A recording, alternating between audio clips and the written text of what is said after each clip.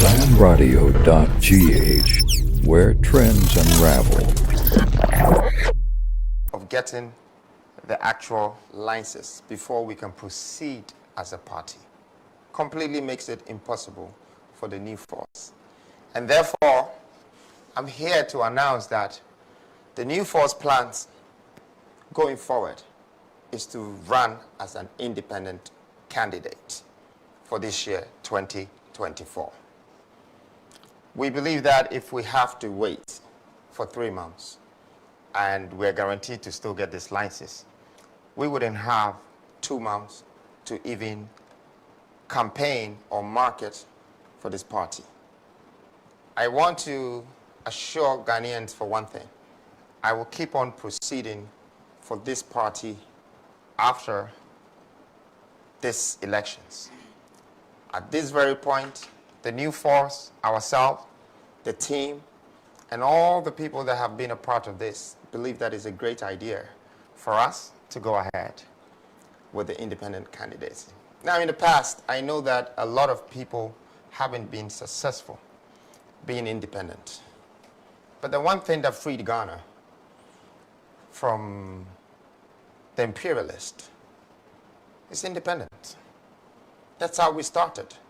So the one thing that I believe would relieve Ghana from our political principles, which is undermining the nation's development and the country's development, is independence. Today, I courageously stand here and say that I would be able to get onto the ballot based on us serving or submitting the right requirements by EC, and we will make a big difference.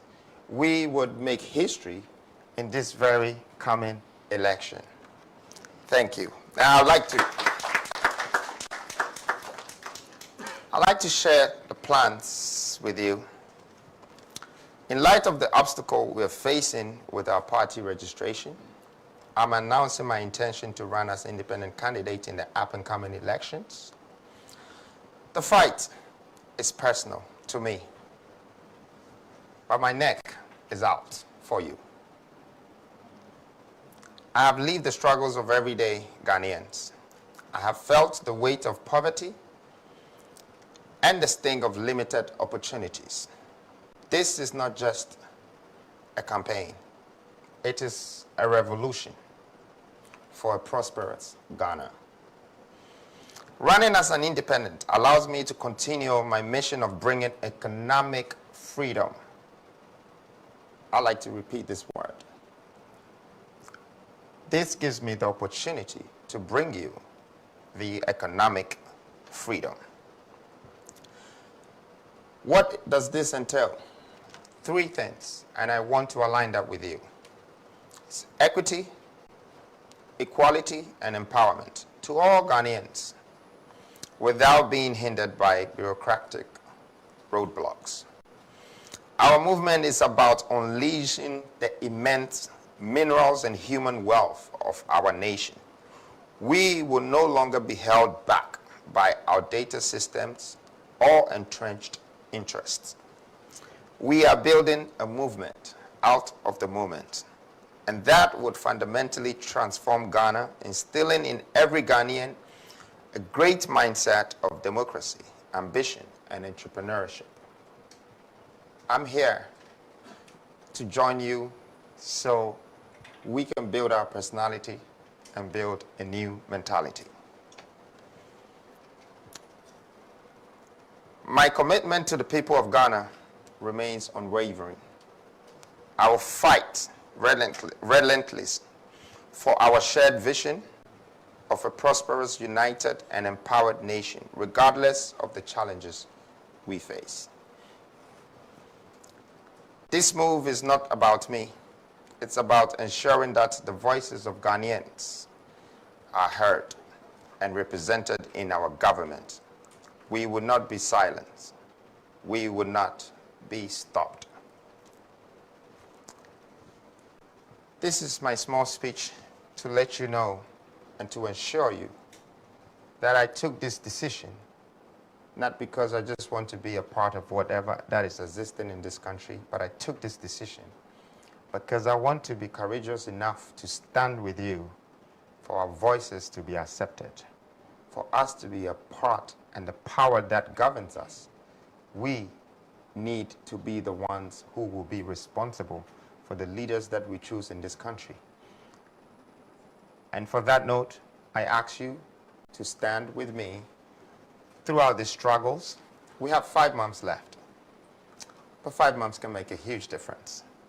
5 months can be the new change, a new reformative, redemptive revolution that would change our political principles and move away to foreign influence, which is undermining our national governance. The future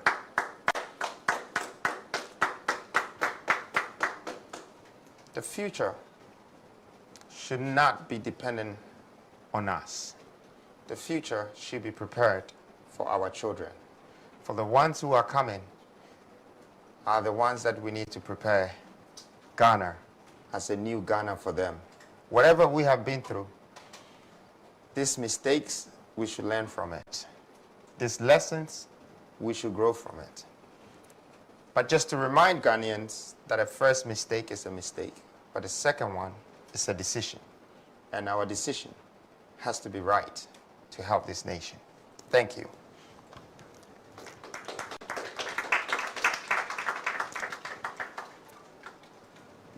Now on this note, I come back to the same fight that I've been fighting.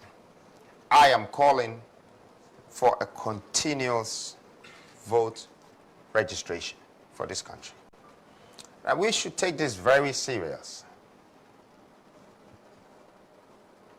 Picture a young man who is 18 years old, starting university today, but don't get the chance to learn about democracy. They're not educated. They actually go to university before they are either hired by a politician, built by a politician, and by the time they're 22, that's when they get their first right to vote. And it will take them to be 25 before they get their first job. When you look at the Western world, there are people who are 14 years old and 15 years old, and they already have working experience. By the time they're 16, they start to educate them about human rights, democratic rights. If we don't train, build, and develop our children with this education, then what will happen is that they will be exported from this country. And as you already seen, we have a lot of people graduating from universities. We have over 50 universities in this country, private and government. However, when people are 22, 23, they are all going out of this country. And you can witness the numbers. This year, we've had over 700,000 youth traveling, leaving this country. Why? Because there's no hope, and there's no future, and there are no jobs. Now, I'd like to explain to Ghanaians what this is. It's called exporting skills and talent. When you let people export your talent from your country and your skills, you are losing to the other part of the world. So, at this very moment, I want Ghanaians to picture the Ghana we're living in. There are a lot of foreign entities in this country who are extracting our minerals. They take it out there and turn it to product and bring it back to sell it to us. In fact, we go and bring our minerals back into product and sell it. They say a curious cow that crosses the sea comes back as a corned beef. So we are buying corned beef when we are the shepherds. And the sad story is that the sheep has spent all his life running away from the wolf, only to be killed by the shepherd in the end. So I must say that is our leadership that is pulling us into this crisis. And we need to change it. We need to be the deciders. we need to be the ones that are empowering leadership in this country. See, I don't want to become a president because I'm intelligent or smart. I want to become a president because you made me become a president. I want my power to come from you. I want you to empower me. And when I'm on the seat, I need to remember that it's because of you. It's because of your thumb. It's because of you believe in me. That's why I'm sitting on the chair, and therefore, I have to serve you. I think the new Ghana, we are supposed to start a new nation by putting our citizens first. And on this note, I think that a lot of people have doubts about my capacity and my ability. But one thing I can assure you is that I will not allow my capacity to undermine my ability. Neither would I let my ability undermine my capacity. I am here because I want you to understand this. I know certain things that I know that it will help our generation. And I've been talking about industrialization. I know people want me to break it down, but it's also what is going to bring us our economic freedom. We need to take this very serious, that governance is going to determine our future. If we have a bad national governance, our hopes will be cancelled. Our future will be blurry, and we wouldn't know what we're doing if we are educating our children without educating them about our minerals and our resources, without adding value to humanity, to see what taxpayers' money can be invested in and how it can help develop the country and assist the able and the unable people, disabled people as well. And on this reason, I would still like to urge Ghanaians and the young people that we should stand together and ask the EC to open the gates for continuous registration. The future of this youth is very, very, very important. Democracy thrives when every eligible citizen has the opportunity to vote. I'd like to repeat this. Democracy thrives when every eligible citizen has the opportunity to vote. This is why I'm calling for a continuous vote registration. This is the time this change is coming. But of course, I know hands down, if these doors are open also, I would dip into this polls. Because I definitely believe in the youth out there, and they also believe in the mindset that I have. And for that reason, well, I wouldn't say that we're being restricted, but we believe that there will be a great change if these polls and doors are open for continuous registration. Not to say that they haven't also given us some continuous registration, but it was 3 days. And after that, I think they're saying they're going to give us another 3 days from the 1st to August. After advocating for the last time, it went from 27th to 30th. I want to tell YC that we appreciate that support. But please consider the youth. Consider 5,000 children, 10,000, 100,000, a million children in this country who are going to turn 18 from June to November, that we are resisting them, disenfranchising them from their democratic rights. What are these million people going to become? Are they also going to run away?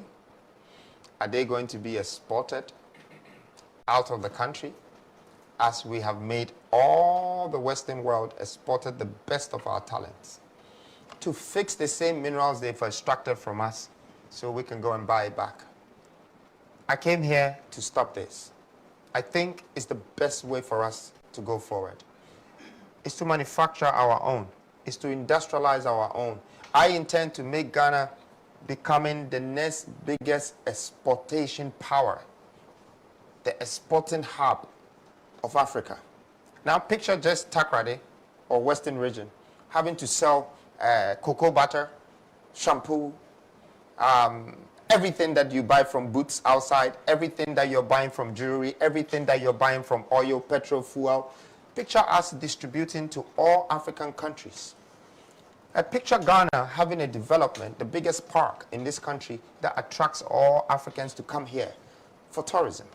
Picture us making Ghana the center of attraction and also the best corner for transit, like Dubai is doing. Dubai is a corner of the earth, but they've made it the middle of the world, and everybody is going through there. And therefore, their investment, their development is growing rapidly. I have this vision for Ghana through industrialization. But first, I'm urging the nation to stand up, and let's stand up for our right. Let's support the vision of making sure we fight for this youth, we fight for the people of Ghana so they can educate democracy properly with these people and let them know their rights, and we go ahead and have a transparent voting system without corruption. See, a power that is won with rights would be a leader that would lead with a great vision. But a power that is undermined by political principles would be a program that would disappoint a nation. We don't want to be disappointed nations anymore. We want to grow. We want to be developed. We want our children to have a future. And we don't want them to run away anymore. We want them to stay with us. We want our country developed so other people will move into our country. Because if your country is not developed, then people would come and take what they think is best for themselves and leave the country. But once it's developed and it's a good place to raise their children, to have a great job, and to live here, everybody is welcome. We need a system that allows citizens to register to vote anytime, ensuring that no one disenfranchised due to the arbitrary deadlines. Continuous voter registration will empower more Ghanaians to participate in the electoral process, especially the youth and those in remote areas. By making voter registration an ongoing process, we can strengthen our democracy and ensure our elections truly reflect with the will of the people. Thank you. And the will of the people should be equally important to us as the demand and supply of this nation. First, let's put them in a good position. Now that I've been able to address the continuous registration and provisional certificate and my intentions of going forward, I know some of you would like to ask me a question, that if I have the guts. Someone's phone is calling, but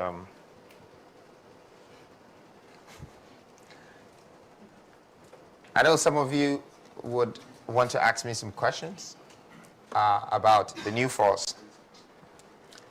The new force have a new billboard out and a new campaign, and I'm sure you've all seen it. The Big Six.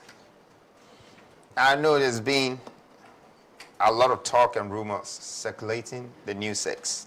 I'm also here to answer the question about the new six. Talk about the concept and the idea behind the new six. The generation, a new generation of young and insightful leaders with vast knowledge about sectors of the economy mentioned that in due time, their masks will come off one by one. The unveiling process of the series of the mask. So today, I like to say this is a pre-launch of the other mask that are yet to be unveiled.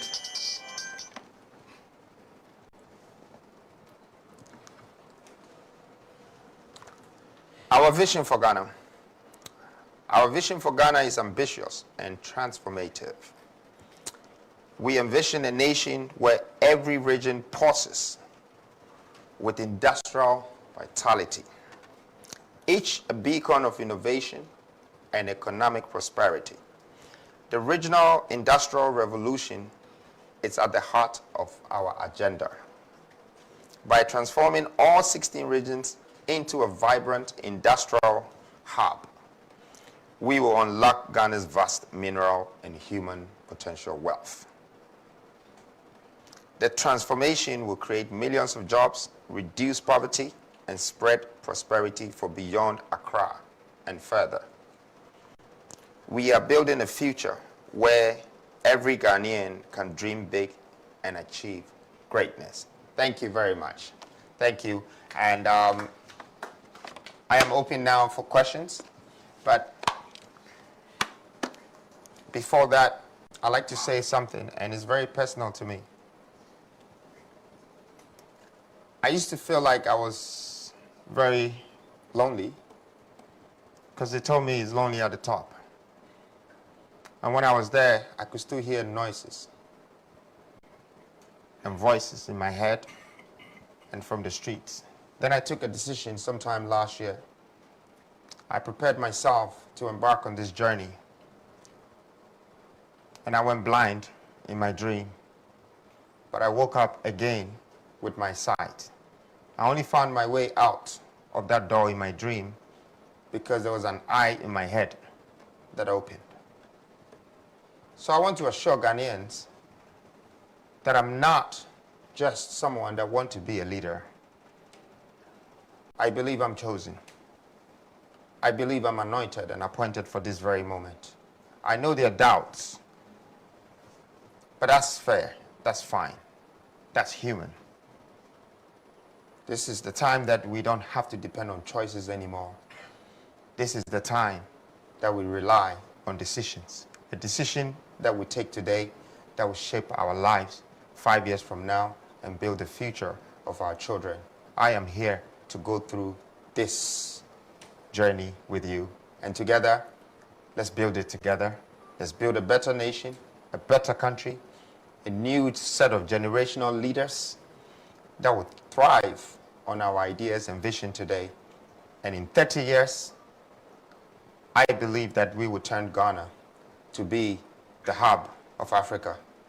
We would build Ghana as Texas of America and be industrialists, be able to supply the rest of Africa, build the best relationship with other countries, and unify Africa, unify our governmental systems so we can have a developmental agenda that will be continued by our children. Thank you very much. Thank you for making time to come in. Thank you. Do I sit here for questions? Good.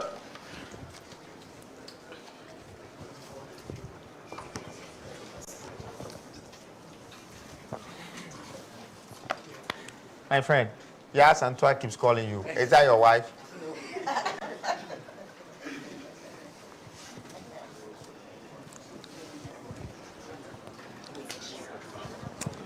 Is that the girl?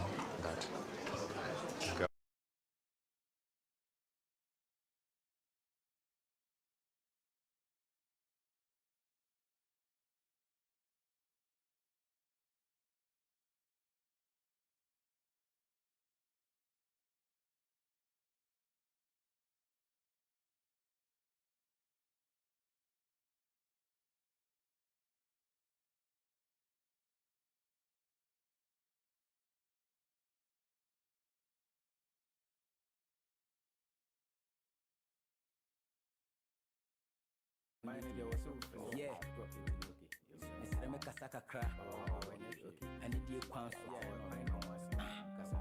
Listen, no cry, me say, when you have a trainer, I'm going to have a motor cannon, I'm going to repeat mistake. Because on my new bleedy, you may force to bleedy. No question, I make catch where my family who hates.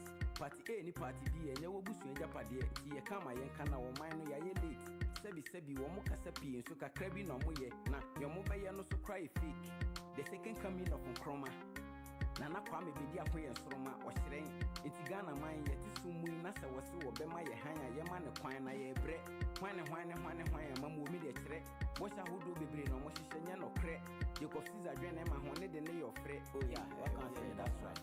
Ya bremo, I feel you cannot crano. Said your movie man, said say be in as a fear no, or mamba pamicano, cremicano said the tiano, Yamame Amagana, Komubu, or say a siano. The new force is here to give Amada Ghana rest. All they want is to see Amada Ghana blessed. They came to feel Amada Ghana breast. Said the Amagana, my binya daily bread. Oh Ghana, and it a swab, Mumaya to Zana, Yamia Dum Tia Besaya Dimana. We present to you. Oh Ghana, and it a swab, Mumaya to Zana, Yamia Dum Tia Besaya Dimana. We present to you the new force. The second coming of Dr. Kwame Nkrumah, the man behind the mask. Masaji Funana Kwame Bediako. Yeah, Obekwajene my Obediako. Oh my God, and Obediako. Muja dada no, Omo babe dada mo. Afi muja munaba, mo maye mana kwaba. Yeah. That's right. Oh yeah. Amagana tinisu. Are hoasha na kuma su. When you be asu ye pina su. Oh, we see ande ye body guli su. A man in Luma to mini deal. No one does say, oh, you man, no one found you to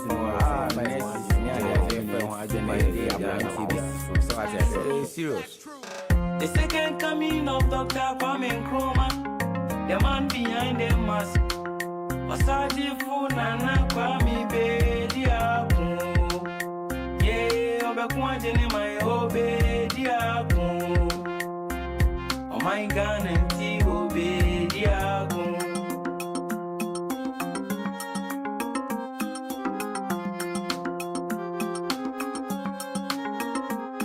Oh Ghana, and it a swab, Mumaya to Zana, Yamia Dum Tia Besaya Dimana.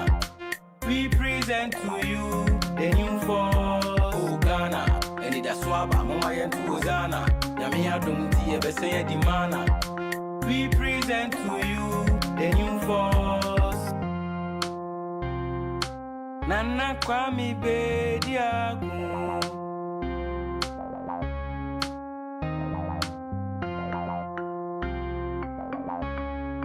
Bediako.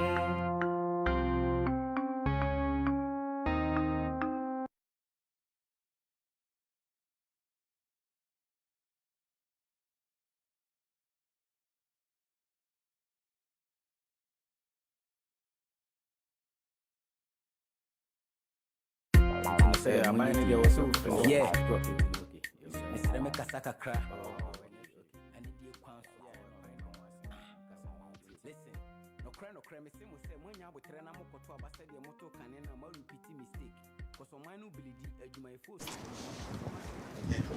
Okay, so good morning. My name is Rebecca Ghpage. I'm here representing the GBC Online. But of course, I'm the Public Affairs Officer of the Ghana Journalists Association. Okay. Thank you for the opportunity. A few questions. I wanted to know and understand the unveiling of the new six. What will be their role exactly? What kind of role are they going to play in your whole New Force movement and then campaign? Okay. That's number one. Number two, is on the issue of continuous registration. I think that I wanted to know if you have made an attempt to lobby Parliament on that issue, because I know that the issue with continuous registration has to do with an LI, which the EC, I'm not here holding brief for the EC, but I know that there was it is involved with an LI, which was sent to Parliament but was rejected, or what didn't get the consensus from both sides. And so the EC, as at now, is operating with a previous LI, which is what is being used. In order to get that continuous registration, you need to have an LI which will enable that. And of course, you can also get that clarification from the EC. I wanted to know if you had actually lobbied Parliament on that. The other question... You have 3 questions? I won't be able to memorize all of them, and I think a lot of people... In fact, I'm taking 5 questions, so 2 is okay. Thank you, so I'll let others... Yeah, so Thank you very much. Okay, so the first one, it's about the new 6 and what their positions are. Of course, I won't be able to tell you all the positions, but I want you to know that this is where some great leaders are going to come from. You know, we are talking about the governance of this country, the legal structure of this country, the financial sector of this country, at the industrial and humanitarian development of this country. And we're talking of a vice. All of these people will be coming out. But since it's unveiling system, I would plead with all of you so we can enjoy that suspense of seeing who is coming next and who is coming after. But I just wanted everyone to understand that we have made sure that the 6 angles of governance, development, structures, financial, investors, and all of that is what we're putting together for this country. The Big 6 is supposed to shape the development of this country, and therefore we are not going to depend on borrowing money from outside and bringing outsiders to invest in our country before we think that we're becoming successful. That's what they're shaped for, to be internally strong and build a strong governance that will shape this country's future for the rest of our lives and the ones who are coming. Thank you. You talked about EC and the airline. I don't think I should be in a position to fix the problem for governmental institutions. I think that it should be their common rights to see and know that if I don't help this youth and the people who are entitled to vote, then I'm taking away their rights. And that's what the government is supposed to do. At the moment, to address what you said properly, I think a government is an embodiment of a nation that governs us as long as we live. A politician is a chosen leader that will come for a particular specific years if it's under the regime of democracy. And I don't expect orders from above to control the government. I expect the government to use the laws of our judiciary system, the legislation, the executive arm of this country, to govern the politicians. And until we make sure that is implemented, I think we might be going under somehow some kind of dictatorship whilst we're practicing democracy. These differences needs to be straightened. And I want to use this moment to address that EC could be one of the institutions that can help to clarify these situations, to support the people, to move them away from being disenfranchised. And let's hold the government responsible for governmental duties and responsibilities. Although I sent letters to the Parliament, to the Christian Council, and copied everyone, including EC, I still haven't heard anything from anyone. Thank you. Question here. Like Every Day, GTV. Yes, so Captain. On a personal level, so you can all hear me. On a personal level, what's been your biggest surprise running for president of Ghana? That's the first question. And the second question, if you become president of Ghana, how are you going to be dealing with illegal mining, aka galamsey, which is affecting so many sectors of our economy? Thank you. Thank you. Kafui, I would say that maybe, I won't talk about my first biggest surprise, but my second biggest surprise was when you were supposed to ask me this question on your station, on your show, and they canceled my interview with you. And it was because the orders from above. And today, you happen to be with one of these press people to ask me this question. I think you're a great interviewer, and so much could have come out that day if it's not because of how partisans we're becoming in this country. That me coming to GTV, and the first thing that GTV, which is a Ghana national television that we have been watching our whole life that belongs to this country, would cancel my event or my speaking moment interview with you. And I'm sure you were surprised too, as much as I was surprised. So it's one of my biggest surprise. Second to that. Beyond that, what's a surprise you're running for president? Well, if I have to go on and on and on, I'll tell you a lot. A lot of cancellations have been my surprise. You know, I think that, you know, a government should embrace their own. That's how the new Ghana should be. If somebody wakes up tomorrow and they say they want to become the next Kwame Nkrumah, or they want to become the next Patrice Lumumba, as a nation, we have to embrace them. If somebody wants to be Bill Gates, and they believe they're going to be Bill Gates, let's not laugh at them. Let's not cancel their ways of trying to voice out their vision. Let's not interfere with their plans and their visions. Because if you do that, you make that citizen be surprised if truly they're Ghanaian or they're not.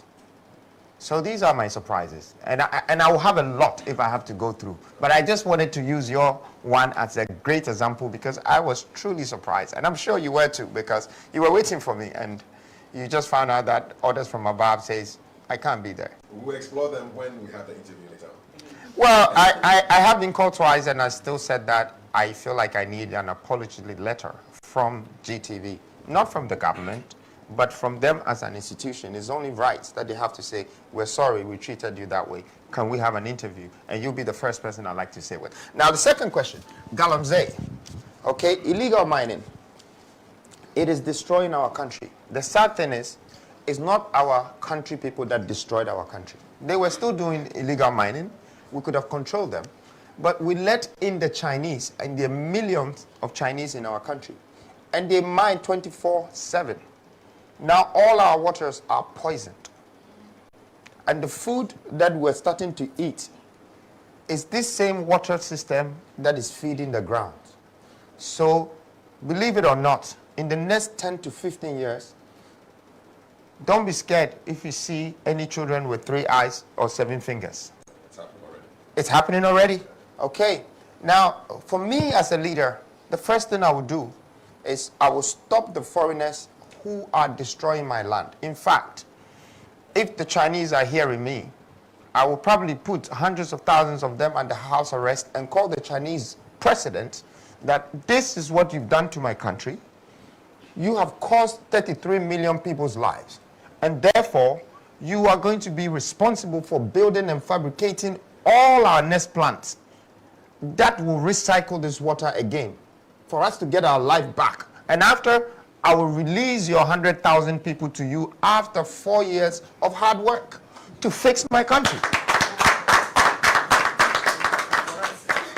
Just to show the world that we are not animals here.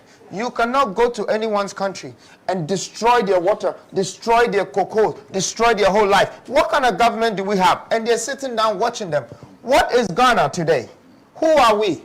Anybody comes to our country and experiment us and do whatever they like and they go out just because they put something in a brown envelope for somebody who is not even certified to be a minister or to be a leader. This revolutionary consciousness is to stop certain things that is coming from outside into our countries, that it's being manipulated. You know, we are being restricted. We're being destroyed. And our leaders can see it. And they're just watching it happening. I want. Now, on the other note, with the local people who are also Galamseys, what am I going to do to them? Would I arrest them too? No. But I have to call all of them. I have to stop them and re-employ them. Because I know that they know the work. But they haven't been given the opportunity to do the work.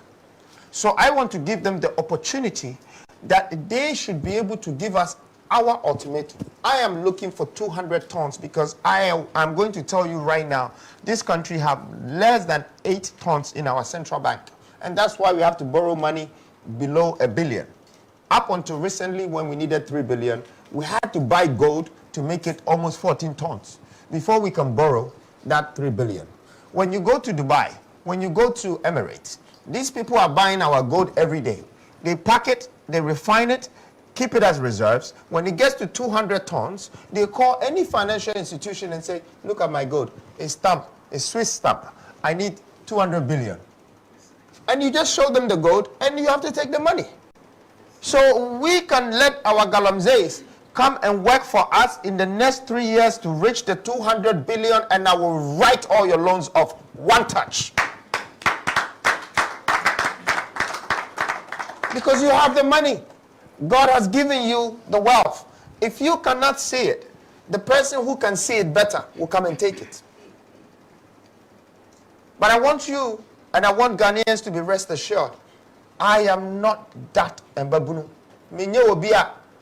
Afe ena me ba betena ho na me hwe me nkrofo na we sisi omo na we fa we na we fa we enka sa na ye ka no dia enka manya me de bi ka me ba ha ba ye den but enam osunti ena nam no ma ekoso wo kromanti enti ena metu anamo ho se me ba na ma ba me ma mo majai and I will make sure I create wealth in this country. I make sure I will bring jobs in this country. Because, say, if we are able to just get another 3.5 million workers, we will have 7 million workers. 7 million workers is what we had in 1960. And the country was slightly above 7 million, which means 90-something% where they had jobs. Today, we're 33 million. And it's just above 12% that have jobs. The rest, just because we're tolerating foreigners and outsiders to come and take advantage of us. And we don't even know what to do with our own people. Our own people. We have 75%, which is 0 to 45 years. The youth, this is empowerment. What are we doing with them? So this question is a great question, and I hope that you can ask me another one, but I will leave it for when I get my apology letter. If I may add a few words to what Kwame has just said. A few of you know me. I'm almost 88. I have any business here. Sorry, I would like to introduce many of them know me already. General Nunu. This is General Nunu, go way back from Nkrumah all the way to today. I work with Nkrumah at Flagstaff, and now you call it Jubilee House. Now, I am here this morning because I heard Kwame was going to meet the press today. I have a medical emergency. I need not be here, but Ghana is too important for me to ignore it. Ghana's future is too important for me to ignore. At the age of 88, almost, Kwame is 44. Am I? Twice your age. You're twice my age. Some people at my age, below my age, like Joe Biden, they are doubting whether the brain is working well. But my brain is working 100% well. I can teach you Pythagoras theorem. Pythagoras theorem. Who can remember Pythagoras theorem? What Pythagoras said? I can remember that at my age. And I'm so concerned about Ghana that I thought if Kwame is meeting the press, no matter what, I should be here. That's why I'm here. I have a medical issue that I shouldn't be here, but Ghana is too important. And how many of you are 50 years and above? Raise your hands for 50 years and above. How many? I can see one. Oh, Kafi. My last born is over 50. So I don't have any business at my age. Give me another 2 years, 90. I don't know whether I will be here. But as long as I live and Ghana is being destroyed, I will fight to my last breath. That's why I'm here. Look at what Kwame said. What's happened to Ghana? It never happened. Who is from Winneba? Anybody from Winneba here? Around Winneba? My father was a fisherman, and I became chief of defense staff. It's not possible today. I had to fight for myself, and I had people behind me pushing me, including Nkrumah. But today, since the last, our latest constitution, the fourth African Constitution, 1992, we had two governments, two parties running Ghana. It's the most abysmal performance I've seen anywhere in my life. I've lived in Britain for 12 years. I've lived in Russia. I've lived in Canada. I've lived in the US. I've lived everywhere under my own steam. And where Ghana is going, please, you young people, wake up. Wake up. Otherwise, when I'm dead, you come and pour libation on my grave. Then we said it, we ignored you. We need a man like Nkrumah, and that is why Kwame came. I call Kwame, so Kwame, what is your mission? Ghana must be saved. We don't care about Ghana. Nobody cares about Ghana. We are selling all our assets, and you are watching them. I've lived in Birmingham for more than 64 years. Since 1960, I joined the army. Today, we are selling the trade fair, and nobody opening them. But the press are mute, saying nothing. Your assets are being sold, and you are watching on. With this McDan. Selling assets and you are watching it, Jesus Christ, never happened in my time when I was like you. So you young people of this country, wake up. Because the country is gone. Not only China. Every idiot comes to Ghana and take Ghana for granted. And we are sitting down. I should fight for you at my age. I've fought since so many years. in my little way, I've built Ghana, I've built O'Reilly, I've built 6, 7 secondary school blocks. When I said build, I didn't drive a Land Cruiser and air conditioning, and people, I was pushing wheelbarrow to build Ghana. My children didn't go to school here. I left the country, Ghana, in 1982. My children went to Britain and lived there. But every Ghanaian, young Ghanaian, is my concern. So please, young people, look, these two parties, I was Nana Akufo-Addo's campaign manager. Domama, one of vice, I was chief of defense staff, then later special advisor. They cannot fix this country. They can't do it. Take it from me. They can't do it. They'll come and lie to you. We will do it. They can't do it. By that time, I'll be gone. And because I'm Paul libation on my grave, you said it, we didn't listen to you. So please wake up. Ghana is at a risk. China, every idiot come to Ghana and take our assets, and we are watching them. Every idiot. And we are watching them. Is that right? No. Your children, how are they going to survive? I paid my school fees selling fish, going to catch crabs in Winneba in the 1940s, up to secondary school. My mother was selling in the market foodstuffs. You go to Accra, they're selling on the streets, and we don't care. We are driving Land Cruisers around. We don't care. We don't care. What kind of human being? Are we animals or human beings with feelings? Are we animals? Let's wake up. Thank you.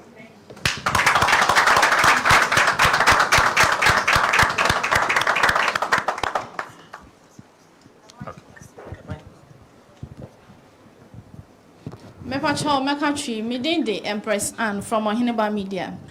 Masembisa ne say, u speech earlier no oka bibi ewomo about disabled. Senyami adom na se obeye president o man Ghana. Mepese mi hu nhihye ya odi agu akwan mu ama omo. Esan se yenuanom disabled bebre o ha omo ewo qualification no. Nanso wonya adwuma enye. Esan disability ni nti yemfa omo. Afein so ex gratia ye MPs I enjoy no. At your time no omo bekoso I enjoy ana. Ena ne to so biemu ehia me kese pa ye say. Ye parliamentary no oko parliament house ha. Ne akoso kese wo ho aye brofo kasa. Ye nuanom Ghana nso ye bibi kasa twi kasa de obia ete aside other languages no. What time eno ana bekoso wo ho. Ama be ye den na manfo related to the policies ene niema ekoso e wo man num no mate ase se Ghana ni esan se dodo na no ente brofo rich ya ka no parliament me da se.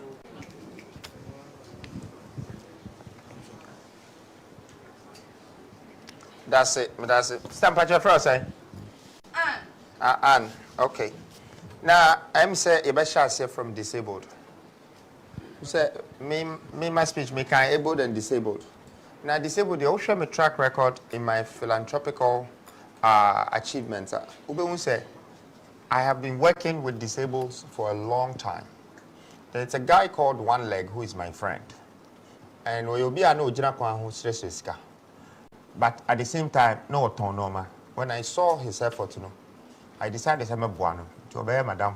On any first person, me thought tricycle man, me nene a share in tam say. So to me, a human or tobacco can me thought a third one, a man. Now me thought a number say Uber for ampene. It is our time no nothing a young go ban a young go penny. And then I make a say One Leg or internet is wait me who. We see down back, we see be a man, what talk as 5. Now, my catcher says, sir, disabled for pet and no employer. Why employer me now? My best friend is so, your friend Brown. He's blind, who are there that. But tell me who can buy me fee. Enemy be Christmas, and you be a. If you ask no, any say yes, send it, any say a punipa. As man person mechanic say, Yanko Pons smile above for so on him back as any Brown. Because as my Brown catch me, maybe say, was say the biggest tragedy that befell on a man is a man with a sight but without a vision, and you have all of it.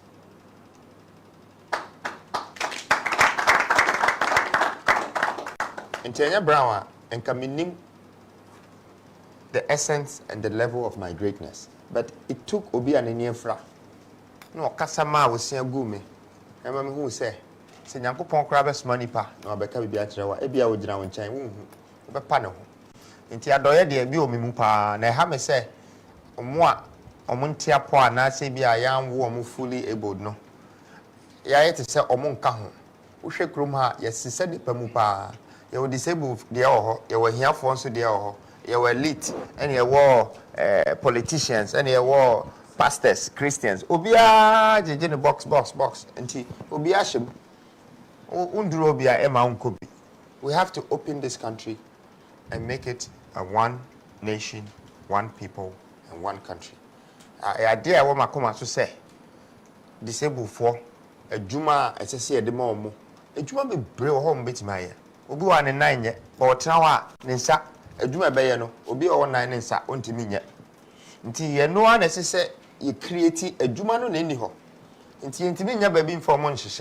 Osha kra omuyi to road tolls free way toll boots free way disabled oyi omodi omobro e bia 400 na omoso titimo omoso enya adwuma ye a omunya bibidi nti ye wo makoma so pa se me sort ne out na wo ka benefits for MP mi hui na nokremu no politics enya dia na menim ansana I started this movement. Because nya dia na makoma ene politics fa enoma bia na mehwe aman na omuko through a enya me fe nti na emma ntimi emfa me ho entwetwe obi a wo politician enye se me mpe nipa asem se ebia wo politician me mpe wasem but se me free se eman no nkoso ye na enoma bi nkoso ye nso a se metimi ni watena ho se ebia me ne wo ebokosi atafre na se me ba beje contract bi wo ho na me ntimi nyesa nti me bema enoma bi wo ha e besesa pa me hwe a ministries bi kra wo ha da obi bisa me say na me ministers nyina we ministers ebi wo ho pa ebi nso beba ebi nso wo mu dada na emom no ebi wo ho a esese e close no kakra and sane ye nya the right idea for that ministry and sane ye bie na right people are on betenam and yes unya ya na wo the minister akotena now the deputy na afi de wafa nipa 500 now ko bobosia e wo IMF now the abeti omoka nti we have to cut all of these things economically and I think say the MPs no they're okay because we MP e wo Ghana and chese say what Land Cruiser 3 we vice then and chese say what dan kese it say ade ayehu adwuma wo de eba omanim ene nkrofo a oboa omo enti eno ya de a mede mani ebeto ahwe se eno na efiri ho ba na efiri ho ma de a I don't see why you should get all these benefits. So and now last one, language, you know. Language there ehu hia pa uko China omusua de e wo omo language Mandarin. Uko Singapore obi esua de on language mu. Uko Dubai obi esua ade on language mu. Oba Africa ya kabrofo na yo nyina yo language me hu say there's a problem with that but I've also seen an advantage with that. The problem is that ohwe yekura ebia ye ka different kasa ebia 10 and 20 and 30 so the different languages no se me hia nkrani no on teach ya me express me ho se me hia twini nso na me agbani a ono so timi express no tu hwa brofo ne ade ba ko a ababaye national language continental language ye betimi de express ye ho nti se nya mre na enti ase ye betimi ba ye betimi yusu sa brofo na yenyusu no wonyansa semu yenyusu sa brofo no e wonyansa semu na omukra na omwo abonten no omohu say policies na ye ka no nyansa wom because media minim say kosi broni a o kire me brofo no why mistake say o kire me because emre bi beba no the power of my governance and how I will use that same language to influence our continent that will bring me the power that my own tree language cannot do. But I do respect my language and I do respect all dialects in the country. And I think that there will be a day that if they're not able to speak the Tree or the Ga in Parliament, there should be some sort of translation, even if you're watching on television, that would be able to translate what they're saying to you so you can understand. You're doing almost what I'm cabro for. Any questions I will be saying. Thank you. Okay, thank you. My name is Bernard K. Daze, Oyerpa Television. I have a couple of questions, but I will ask only one. Thank you. What is your stand on the debate surrounding the free SHS program? Should it be abolished or reviewed? Thank you. Thank you. Okay, so first of all, I'm not here to judge a policy, whether it should be abolished or it should continue. But I think, say, as a country, we have to have the structure and the planning to be able to give free education to our people. The question is, can we afford it? Because free education will probably come from tax people's money or our reserves. Say, and we have a minus. Our GDP says 75 billion, but we can't get 3 billion. We have to go and borrow it from IMF. That means there's a big vacuum in our economy. And this problem should be looked at so it can support the decision that we've taken to give free SHS. And Tisa, Abia, the cost of it, the kids will have 3 months education and they'll go and stay home 3 months. They'll come back and they'll stay home 3 months, because when you budget what it costs to give a nation free education is really high. That means your turnover also should be really high. I believe that if Ghana has exporting power, you see, the way to build your economy is to have exportation power, where you export a lot of goods outside. So people's economy will come into your country. If you take your money to go and import goods into your country, you're sending your economy to those people. And so the same government, if he decides to give free education, he needs that avenues that is producing revenues in the country and causing a circulation and bringing profit into the governmental system to cater for that. And they could have problems.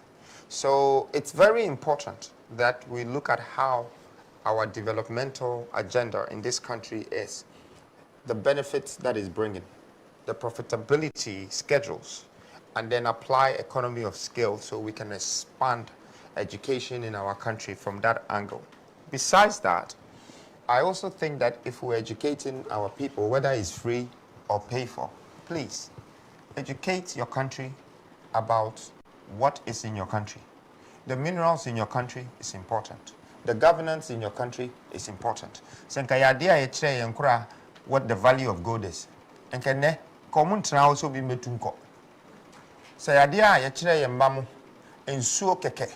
what it does with an irrigation system that would feed our agriculture, and the agriculture is the same food that will do the processing, which will give us the exportation power once it's processed.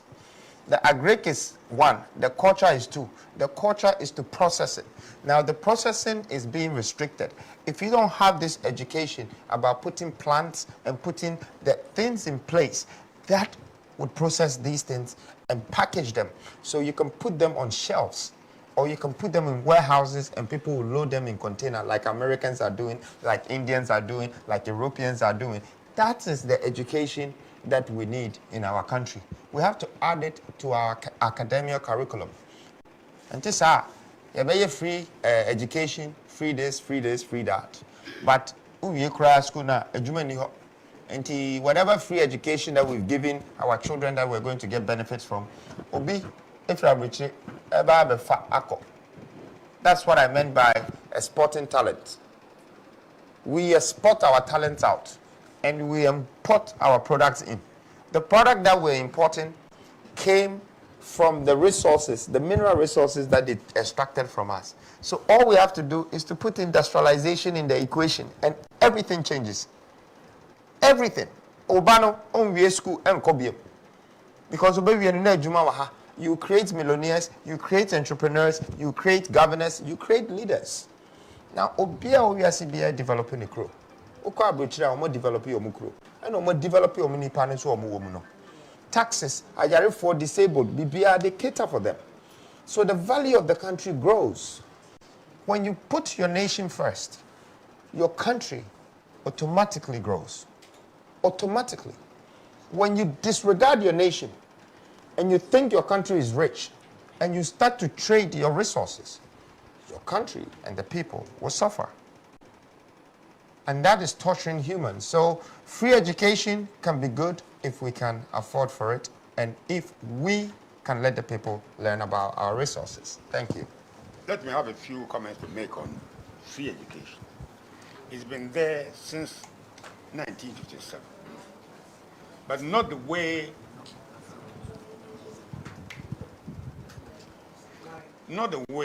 it's being implemented today.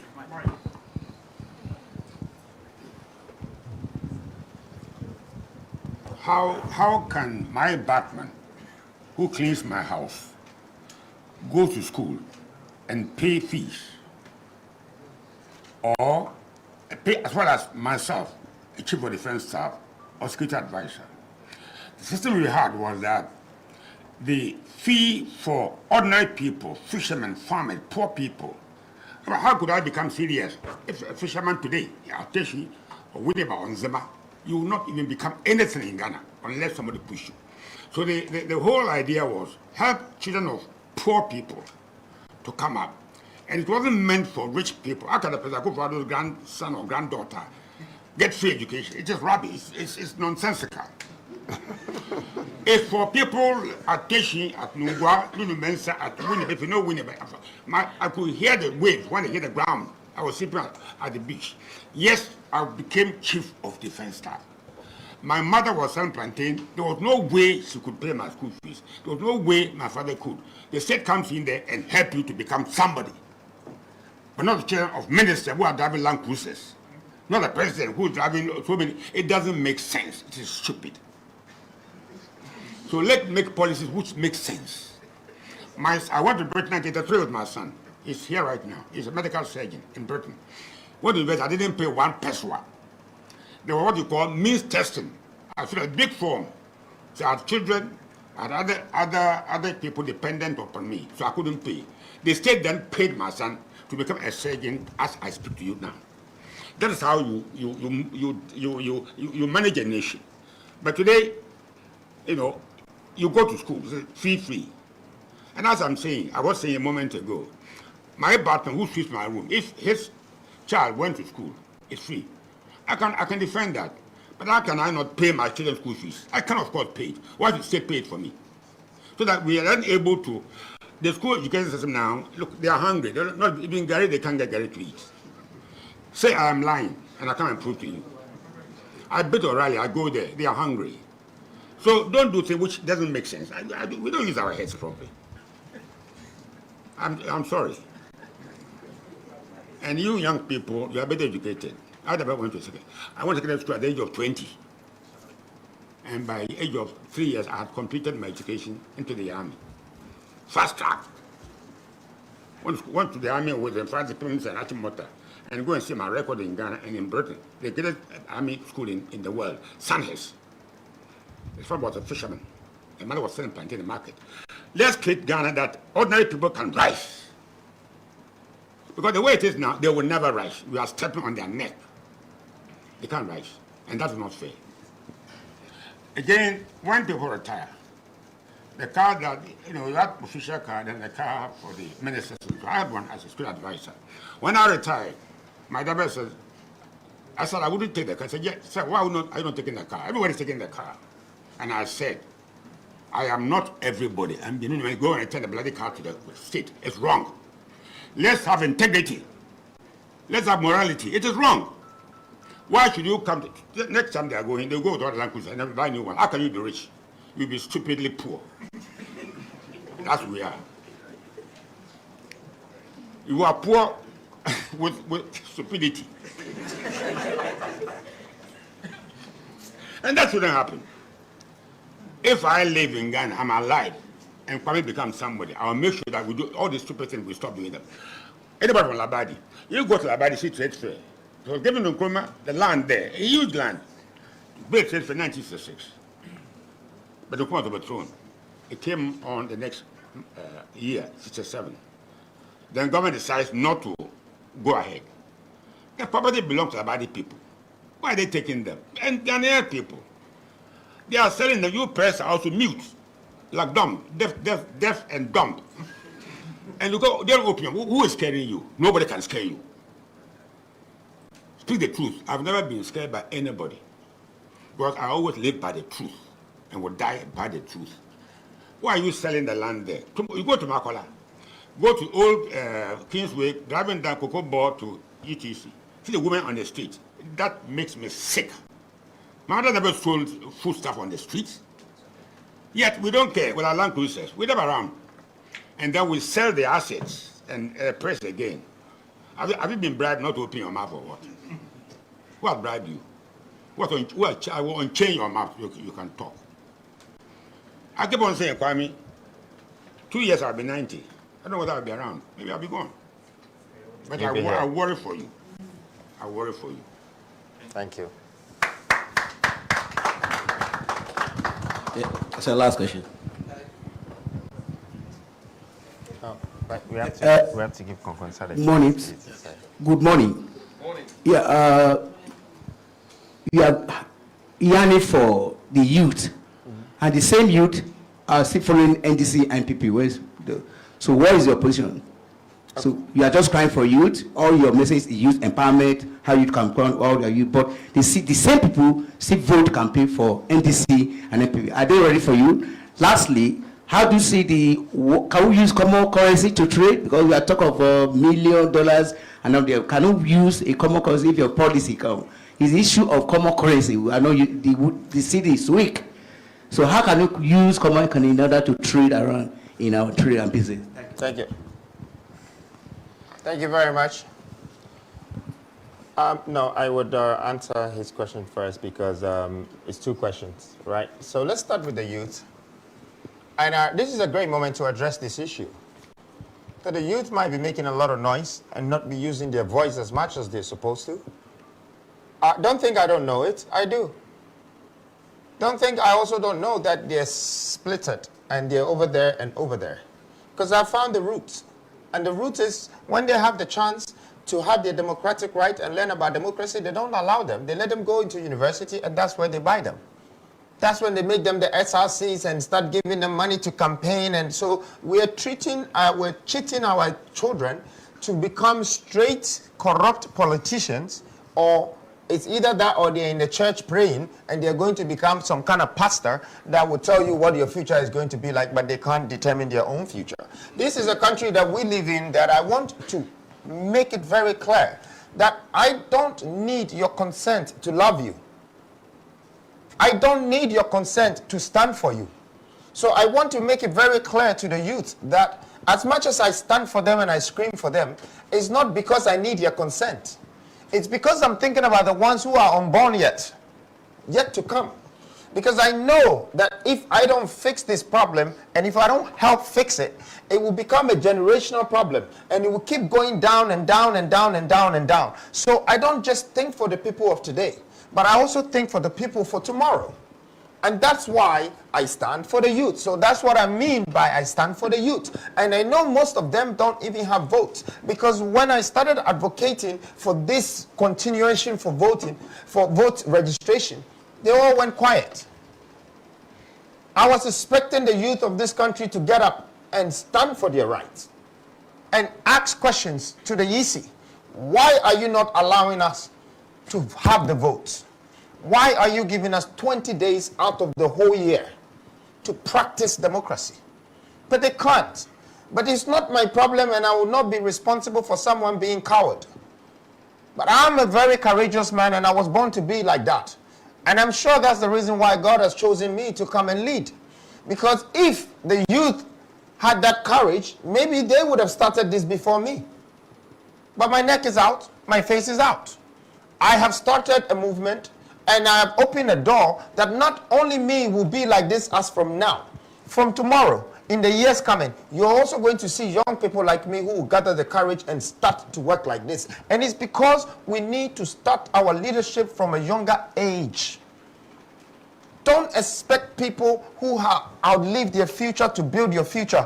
General is here. He's already accepted to you that I'm 88 years old. I want 10, 20 years for him, but he's only thinking that it's 2 years. So if someone is 75 years old, don't think that they can think to build your future for you for the next 50 years or 80 years. Leadership should start when we're young.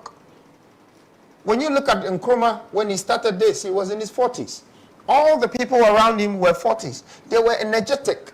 They were aggressive. They were ready to work. They were ready to stand in the sun. And why are you just standing there and thinking that the old man who you are responsible to look after them, they looked after you before. It's your time to look after them. You are still thinking that they're going to build your future. I think people who are thinking this way are lazy people. They're not ready to get up. And a lot of Ghanaian youth are like that. I am addressing this issue now because they think all they have is a voice and I'm the youth and I'm the youth, my friend. Tomorrow will come, you will no more be the youth. You will be an old man. So if you're going to stand on your feet now and move and make sure that you contribute to the success of the development in this country, you better do it now to be with the history men for tomorrow. Now, the second one, it's about the currency, right? Why do we have a currency that we base the currency on someone else's currency? Our currency is valued and pegged by the US dollar. But here is the expression in the mistake we're doing. They always say that to make or to create wealth or value, you need wisdom. And it's true. You need a lot of wisdom. You need a lot of knowledge. But to be wise, what does it take? You simply need to understand what it takes to be stupid so you don't repeat stupidity. And you're a wise person. Excuse my language. But coming to the fact of what we are doing with our currency, that we keep repeating that. Okay? The US dollar has pegged gold to the US dollar as their reserves. They come to buy the gold from you, give you the US dollar, and then you pledge your city to it. And you don't have anything to take the US dollar into your system constantly. Americans are not buying anything from us every day. We are buying things from them every day. So we're forced to change our city to their dollar and go and buy those things. They don't buy anything. The only thing they buy from us is the gold. And they don't buy it from the citizens. They buy it directly from the government. So why haven't we hedged our city to our gold? I want to tell you that one of our main policies of the freedom economy, the economic freedom that we're bringing is this: hedging the gold to the city. This would make Ghana become the #1 country that can control a continental currency. Because we use that to build. I know some of you heard of the Freedom Coin. Yes, it was very scary. If the government had to let me in, I'll probably become the next trillionaire and I'll borrow money to everyone in Africa. Because you just have to create reserves. And you have the reserves. We have attributable reserves in this country. Trillions of gold. Trillions.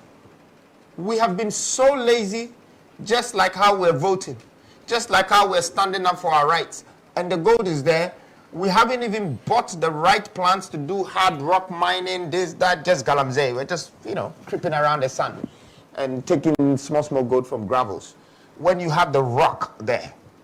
And even the government's investment should be in the rock. Why should we have the likes of Ashanti Goldfield when it's not Ashanti?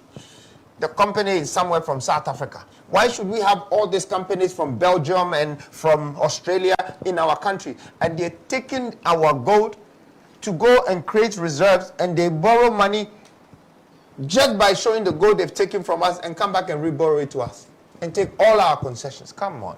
It's the thinking process. It's dead. It's dead. And we cannot be sitting here and thinking that somebody will come from outside and build our nation for us and make our currency stronger. We are going to make our currency stronger. If we have all of these platforms, which is industrial, we will have a circulating economy.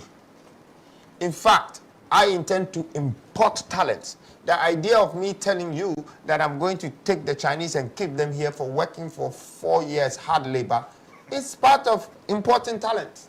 But I'm cutting the importation system out because they're already here and they've spoiled my water. After that, I will still bring different types of people in the world, from Europe, from America, from everywhere. They have to come and work for us.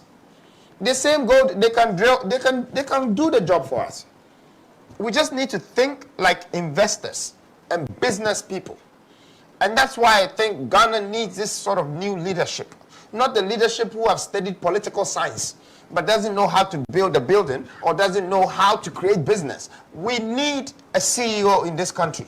Someone that values the resources in this country. Someone that values the humans in this country. Someone that values the citizens in this country. Someone that values their position, that they are responsible and accountable for this country. And those that know the value of money would always understand what life is worth. I am one of those. Thank you. Thank you. Okay, my name is Eugene Osafon Kansa. I am a blogger and the president for New Media Association of Ghana. The various cancellations you've had so far and the obvious delay from the EC to your application, do you see that as a deliberate attempt to sabotage you? And then secondly, in case your picture does not appear on the ballot paper, what is your next move after that? Thank you. Thank you. So, yes, there's been a lot of cancellations and there's been a lot of destructions. It looks like it's a sabotage, and really it can be defined as that. People like us, we refuse to accept these things. I always think that if you're looking for strength, then first of all, you should find your weakness.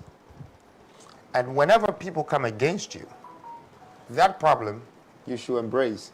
Behind that problem, you're going to find a greater opportunity. When the convention was cancelled, we became one of the most popular political movement in the history of Africa.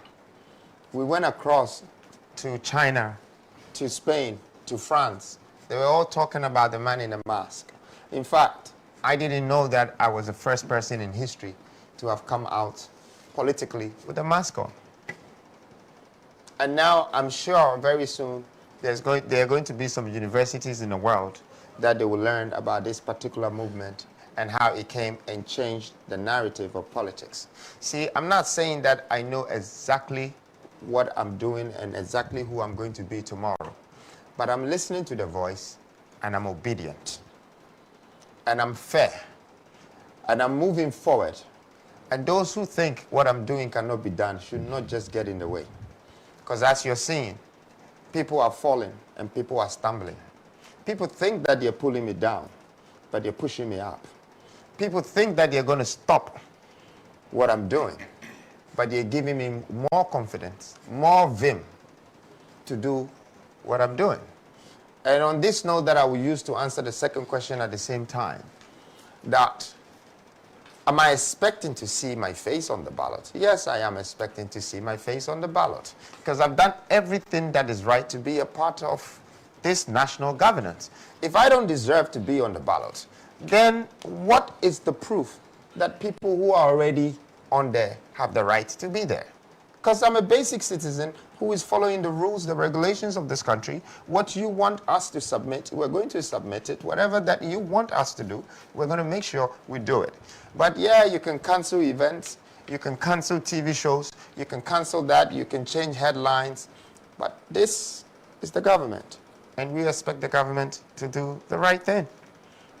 You know, I mean, there must be a lot of corruption in this country, but I must say that we should not mix that with our governance. It's very important that we protect the governance of this country. And I would like to use this moment to also address this issue with the media of this country. That I always want to tell you, since I got into this political industry, I realized that a lot of these media platforms are in the pocket of politicians and not in the interest of the nation. I'm using this moment to address you that, listen carefully. You might have a job that you're doing, but remember, if you connive the mindset of this nation and drift them into a different place by lying to them for the sake of a politician's interest, you're partly responsible for all of these people who are dying, jobless, struggling, they're cursing. Let's start to deal with facts and truth. That is the subject of the matter. In the past 40 years, this country's governance has been based on the media's final presentation or awareness or message that they send. And from the time I started the new force, I have witnessed a lot of backwards of messages, upside down messages, turning it this way, that way. We cannot do this to our people.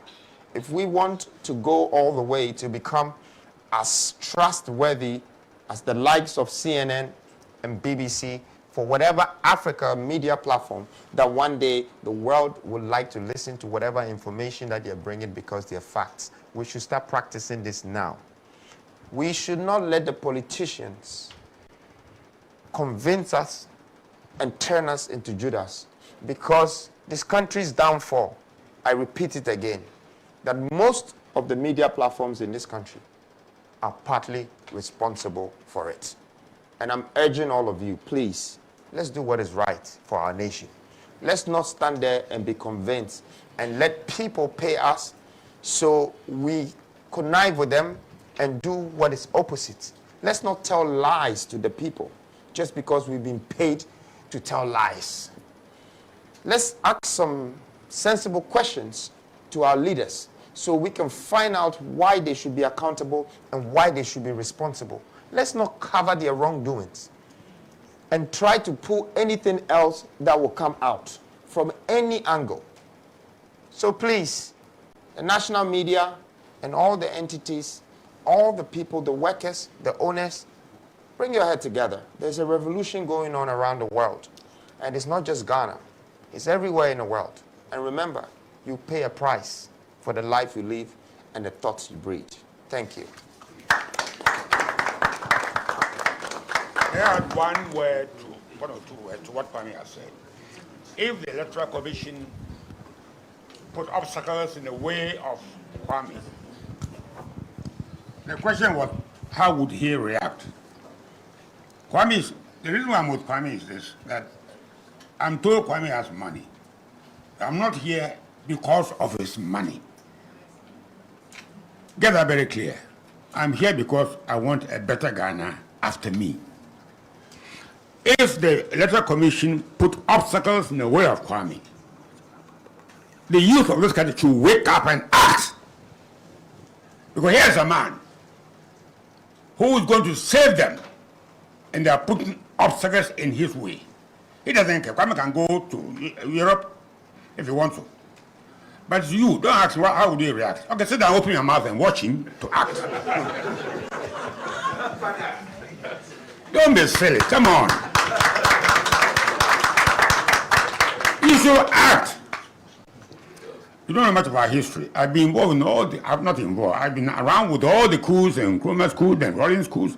I fought Rawlings several times, we came together. I have principles in life. Here's a man, I'm not here because I want anything from Kwame. Because I'm worried about when I go, what Ghana am I leaving behind? Wow. And I saw, like in a dream, a savior. Like Nkrumah did. I was a young man. 10, 11 years when Nkrumah came. And Kwame reminds of Nkrumah's coming, and while Nkrumah mobilized the youth, the unemployed, the fishermen, you know, there was only Tesla Hayford, who was an educated lawyer. They were all ordinary people. Kofi Bako's father, Net Welbeck, Nkumsa, Mumuni Baumia's father. I knew all of them. But they didn't come. Nkrumah was a leader that needed to be followed. So please, if the Electoral Commission, I will talk to them. If they don't wake up and do anything stupid, they will send us into a civil war. Because the youth will be angry, I don't want this here, like in Kenya or anywhere else. I don't want it, or Sudan. Let's have a plain, level field and let the people make a choice. But don't put obstacles in anybody's way to stop him or her from standing. Or if you did that, don't blame me.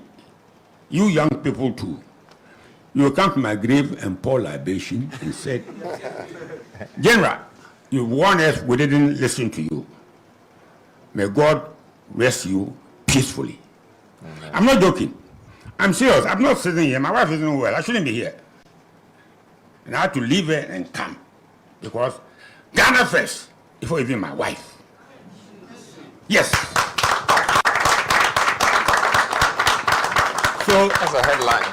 Those of you who are being given money to shut up, for Christ's sake, think of yourself, not even yourself, your children, your grandchildren. What kind of Ghana you are leaving behind for them to inherit? Kwame should go and fight. You should fight for him. Well, he's come to fight for us. God bless you. Thank you.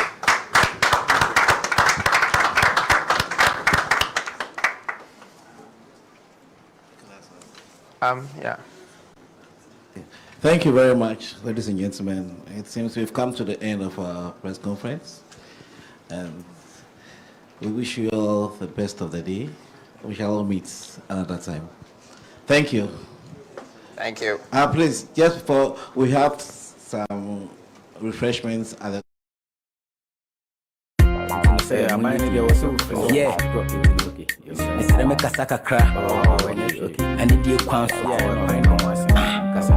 Listen, no cry, me say, when you are na mo koto abasa de moto kanena ma repeat mistake. Cause on my no bleedi, adwuma force no bleedi. No kwasa na me ka kire we me fa me ho hate. Party A ni party B enye wo busu ejapade. Ti ye kama yen kana wo man no ya ye late. Sebi wo mo kasa pie nso kakra bi no mo ye. Na yo mo be ye no so cry fake. The second coming of Nkrumah. Nana Kwame Bediako ye soroma o hyeren. Eti Ghana man ye ti sumu na se wo se wo be ma ye han ye ma ne kwan na ye bre. Hwan ya mamu mi de kire. Bo sha